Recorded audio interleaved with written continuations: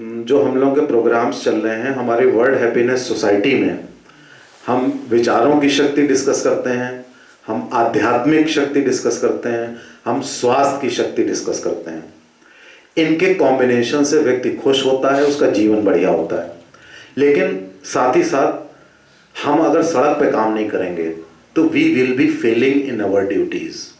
हम एक कमरे में या एक सभा में प्रवचन देकर लोगों का माइंडसेट बदल सकते हैं, लेकिन जब तक हम आने वाली जनरेशन को कुछ देते नहीं, आने वाली जनरेशन को अच्छा नहीं करते हैं, तब तक हम अपने प्रयास में असफल हैं।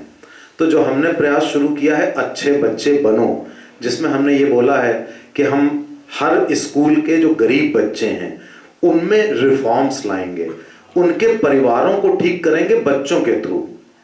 एक तरकीब ये होती है कि हम वृद्ध लोगों को, जवान लोगों को, मिडिल एज लोगों को बताएं ताकि वो अपने परिवार को अच्छा करें। एक ये अप्रोच है।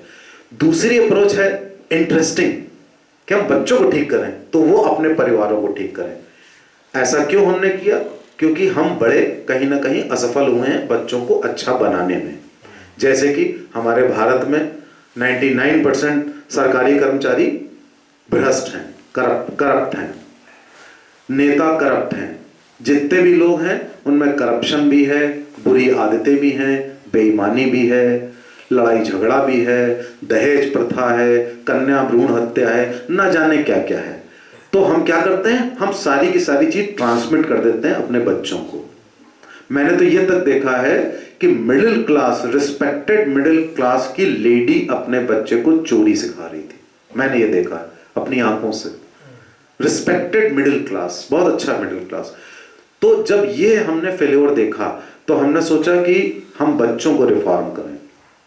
उस प्रयास में आप लोग हमारे साथ थे, आप में से ज्यादातर लोग, कि हमने एक पपेट शो बनाया। उसमें हमने गुड्डी नाम का एक कैरेक्टर क्रिएट किया कि गुड्डी ने हमारी बातें सुनी, हमारी बात सुन के वो बच्चों को रिफॉर्म कर रही है।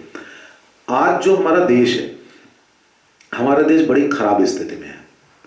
मैं कल रात में ये बात डिस्कस कर रहा था कुछ लोगों के साथ कि इतनी स्थिति खराब आज से 25-30 साल पहले नहीं थी। आज अगर आप किसी को भी देखें, वो व्यक्ति या तो बेईमानी की बात करता है या मेटीरियलिज्म की बात करता है, गाड़ी मकान की बात करता है। उसकी निगाह में पैसा, कपड़ा, जमीन जायदाद से बड़ी कोई चीज़ नहीं है। विचारों की बात करिए तो कहता है क्या बेकार की बातें कर रहे हैं, क्या ये सब बेकार की बातें हैं, इससे पेट नहीं भरना। उसका पेट इतना बड़ा हो गया है, इतना बड़ा हो गया है कि वो सोचता है पेट नहीं भरना है, जबकि पेट तो सड़क पर जो एक कुत्ता होता है उसका भी भरता है, भूख से नहीं भरता, जो भी।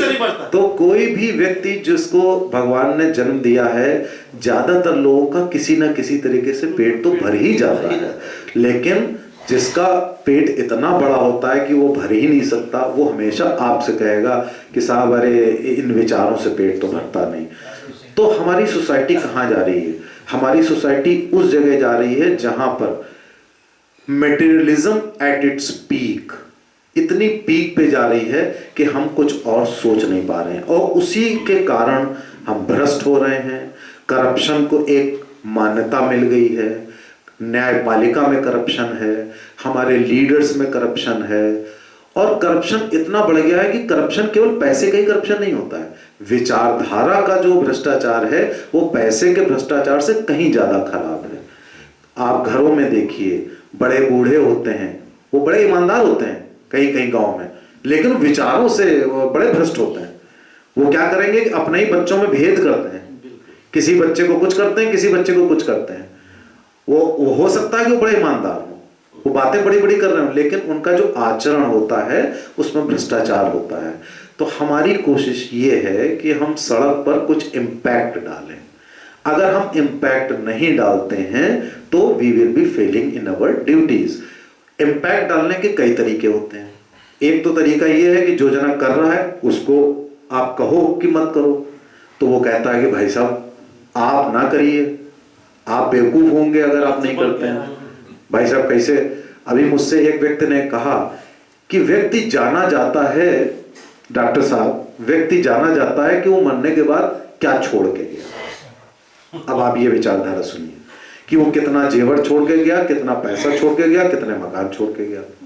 हमने कहा आप ऐसे कितने लोगों को जानते हैं जो इतना छोड़ के गए, और मैं आपको 100 एग्जाम्पल दे सकता हूं कि जो क्या विचार छोड़ के गए, जो बिल्कुल फकीर थे और क्या विचार छोड़ के गए, आज उनकी पूजा हो रही है। मैं सैकड़ों ऐसे एग्जाम्पल दे सकता हूं। आप मुझे एक एग्जाम्पल दे दीजिए किसी आदमी का जिसको आप वैसे जानते हो, आपका क्लोज ना हो, कि वो इतनी चीजें छोड़ के गया, उसका एक रिकॉग्निशन हो इस दुनिया में। तो सोसाइटी को रिफॉर्म करने का ये तरीका था कि एक तो इन लोगों को बताओ, ये लोग ये बात कहेंगे, ये सुनेंगे नहीं। जवान से अगर बात हम करते हैं तो जवान आदमी कहता है मुझे नौकरी करनी है, मेरा पैकेज है।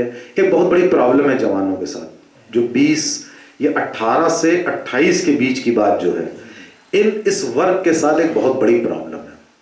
उस वर्ग के साथ प्रॉब्लम नहीं है, उनके पेरेंट्स के साथ प्रॉब्लम है। वो है पैकेज कल्चर का। आप मैट्रिमोनियल उठा के देख लीजिए अखबार में, आपको 99% मैट्रिमोनियल में क्या दिखेगा? BTech, MBA, MNC, package. ये 4 शब्दों के अलावा 5वां शब्द। आप किसी फैमिली में चले जाइए, बीटेक, एमबीए, एमएनसी, पैकेज। मैं बड़ा एलर्जिक हो गया हूं इन 4 शब्दों का। और इसके लिए रिस्पॉन्सिबल वो 18 से 28 वाले बच्चे नहीं हैं, इसके लिए रिस्पॉन्सिबल पेरेंट्स। वो क्या करते हैं? वो डोनेशन दे के बच्चों को दाखिला करवाते हैं, एजुकेशन में डोनेशन देते हैं, कौन सा कॉलेज मिलेगा और इसमें कितने की नौकरी मिलेगी, कौन सा कॉलेज से कैंपस प्लेसमेंट हो जाएगा, फॉरेन भी भेजना है तो फॉरेन से लौटोगे तो इतना पैकेज बढ़ जाएगा। किसी भी पेरेंट को मैंने ये कहते नहीं सुना कि ये मैं योग्यता के लिए करना चाह रहा हूँ। एक जमाने में हमारे जो ऋषियों मुनियों का जमाना होता था, उसमें जो शिक्षा होती थी, उसमें माँ बाप कहते थे कि विभिन्न विद्याओं में कौशल हासिल करने के लिए हमने अपने बच्चे को वहां भेजा है, गुरुकुल भेजा। तो एक गुरुकुल शिक्षा होती थी जिसमें कि हम उसका एक चरित्र बनाते थे, आदर्श बनाते थे। आज अगर ये बात हम कहते हैं लोगों से कि आप ये तो सब हो गया, आप बताइए कि एक गुड ह्यूमन बीइंग बनाने के लिए आप क्या कर रहे हैं, तो ना कह रहे ये सब आप बेकार की बातें कर रहे हैं। इमीडिएटली आई टेल यू, मुझे एक भी एक्सेप्शन नहीं मिलता है इस बात का। This is a rule rather than exception, कि पेरेंट्स ये करते हैं कि हमें अपने बच्चे को एक पैकेज वाली नौकरी दिलानी है कि 10 लाख 5 लाख से लेकर और 35 लाख तक। ये it has become matter of pride कि मेरा बच्चा जो है 35 लाख का पैकेज है। मैं बताऊं, मैं अपना पर्सनल एग्जांपल बताऊं कि एक जने मेरी बेटी की मैट्रिमोनियल के लिए मुझे हर 2-3 महीने पे फोन करते हैं और कहते हैं कि साहब अब पैकेज इतना हो गया है, अब पैकेज इतना हो गया है, और साहब ऐसा है वो 3 महीने फॉरेन रह के आ गया, अब पैकेज इतना हो गया है। देखिए उल्टा है। तो मैं कहता हूं भाई साहब, you are wasting your energy, कि आप ये हमसे पैकेज की बात क्यों कर रहे हैं? हम पैसे की बात हम आपसे हमने करी आज तक कि क्या बात है? वो इसलिए गलत नहीं है कि वो जब वो और जगह जाते हैं तो सब लोग पैकेज ही की बात करते हैं। तो ये एक जो पैकेज कल्चर इंडिया में चल गई है वेस्टर्न इन्फ्लुएंस में, हालांकि वेस्टर्न वाले लोग इतने गड़बड़ नहीं है, हम उनकी कुछ गलत बातों का अंधानुकरण कर लेते हैं। वो गड़बड़ नहीं है, माइंड यू, बिल्कुल गड़बड़ नहीं है। उनके वहां वैल्यूज आज भी हैं, उनके वहां आज भी। मैंने अभी 4 में अमेरिकन लड़कियों से मिला जो एनिमल एक्टिविस्ट थी, जिनका एम था एनिमल एक्टिविज्म। वो अमेरिका से इंडिया आई थी डॉग्स के लिए, वो 3 महीने रह के गई, उनका एम था ये। ऐसा नहीं है, वो बहुत अच्छे हैं। हम उनकी कुछ बातों का अंधानुकरण कर लेते हैं और अपनी भी गलत बातों का अंधानुकरण कर लेते हैं। तो दोनों गलत संस्कृति का अंधानुकरण करके हम गलत बन जाते हैं। हम अपनी दहेज प्रथा ले लेते हैं। मैं बताऊं, मेरे एक रिश्तेदार में एक आईएएस ऑफिसर की शादी हुई और उससे मैंने कहा कि तुम क्या कहते हैं भैया, तुम पढ़ लिख के हुए, अब ये दहेज की बात हो रही सब, तो उसने क्या जवाब दिया कि वो बड़े लोगों के बीच की बात है और वो तो जो हम लोग की परंपराएं हैं, देखिए लिसन, हम लोगों के संस्कार और परंपराएं, उसके अनुसार बड़े लोग बातें कर रहे हैं। उसने ये जवाब दिया। तो हम क्या करते हैं, हम अपनी कल्चर की जातिवाद ले लेते हैं, धर्मवाद ले लेते हैं और दहेज प्रथा ले लेते हैं, कन्या भ्रूण हत्या ले लेते हैं कि अब लड़की पैदा हो गई तो बहुत बड़ी बात हो गई। मेरे वहाँ जो गांव के मरीज आते हैं, जब मैं उनसे पूछता हूँ कितने बच्चे हैं, कहता कोई बच्चा नहीं। हमने कहा क्यों, इलाज नहीं कराया? क्या नहीं, बच्चा हुआ ही। तो हमने कहा भाई तुमने फिर इलाज क्यों नहीं कराया? कल बस 5 लड़कियां हुई, बच्चा कोई हुआ नहीं। यानी कि आज भी इंडिया में 99% गांव वाले लड़कियों को बच्चा नहीं समझते हैं। वो जैसे पटाखा होता है ना, आग लगाओ पुष्प से हो गया, कल वो सीला हुआ पटाखा निकल गया, वो लड़की तो हो गई, वो मिसफायर हो गया। Can you believe it? मैं डेली देखता हूं आप, और मैं डेली इरिटेट होता हूं उनके ऊपर। मैं कहता हूं भाई ये बताओ कि वो क्या बच्चा नहीं, कल वो ठीक है लेकिन बच्चा लड़का नहीं हुआ।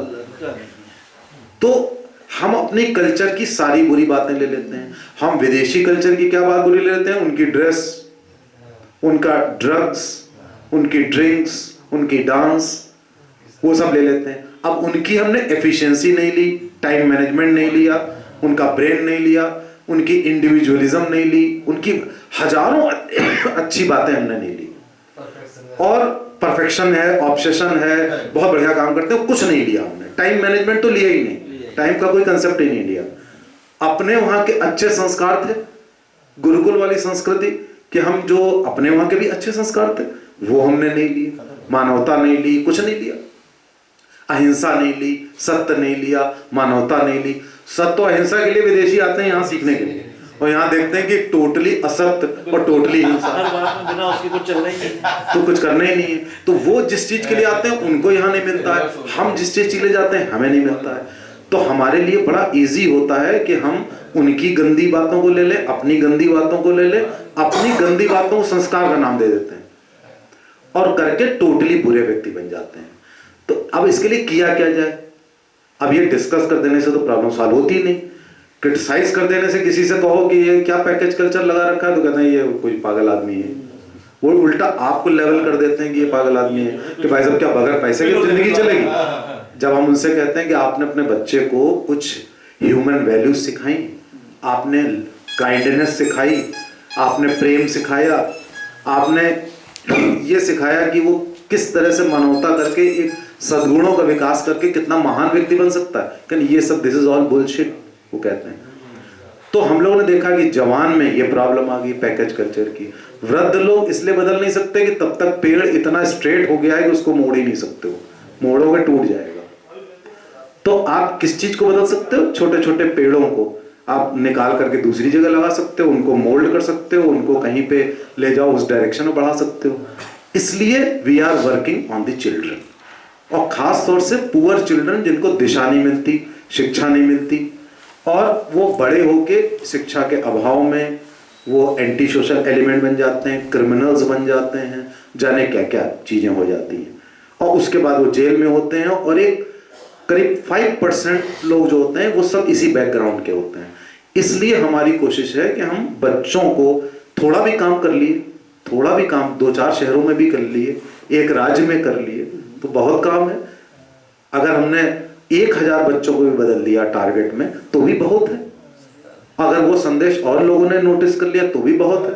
तो इस प्रोजेक्ट में आप लोग साथ रहिए, बढ़ चढ़ के बच्चों को बदलने में, और बच्चों को बदलिए तो बिल्कुल रॉ माइंड की तरह। उनको ये ना कहिए कि जो तुम्हारे माता पिता कह रहे हैं वो सही है, जो गुरु कह रहे हैं वो सही है, जो बड़े कह रहे हैं वो सही है। वो सही होते तो ये दुनिया सही होती, वो सही है ही नहीं।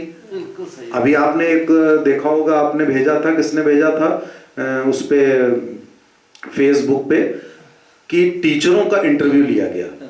किसी भी टीचर को ये नहीं मालूम था उसका प्रेसिडेंट कौन है इंडिया का। किसी टीचर को नहीं मालूम था कि उत्तर प्रदेश का गवर्नर कौन है। किसी टीचर, एक प्रिंसिपल से कहा गया कि आज कौन सा दिन है, कल बृहस्पतिवार, इसको अंग्रेजी में क्या कहते हैं, बोला फ्राइडे। ये उसमें है, रिकॉर्डेड है, जो मैं बता रहा हूं आपको रिकॉर्डेड। तो कहने का मतलब ये कि जब ये हाल है इस देश का कि वो इसलिए कि वो सब 3-3 लाख रुपए रिश्वत दे के टीचर बनना है, 3 लाख दे के टीचर बनना है, 3 लाख रुपए दे के नर्स बनना है, बल्कि नर्स बनने में 5 लाख रुपए का भी हमने सुना कि सारी नर्सों की भर्ती 3 से 5 लाख में हो रही है, किसी को सुई लगाना आता नहीं, 5 लाख रुपए लेके हेल्थ मिनिस्ट्री भर्ती कर रही है। जब उनके गलत इंजेक्शन लगेंगे तो वो बवाल करेंगे, कहेंगे देखिए साहब क्या हो रहा है, उन्हीं के लगेंगे, they will be the cause of their miseries, उनके गलत लगेंगे, पक्का लगेंगे, काइंडली नोट इट नाउ। लेकिन उनको समझ में नहीं आता है। तो ये सब हो रहा है अपने देश में, इसमें परिवर्तन लाने की जरूरत है। और परिवर्तन जो हो गया, पेड़ बड़ा हो गया, उसको तो भैया काट ही सकते हो, उसको चेंज नहीं कर सकते हो। तो इसलिए please work on the children. Thank you very much. Concept ये है ना कि 1 साल में तो वसूल हो जाना है।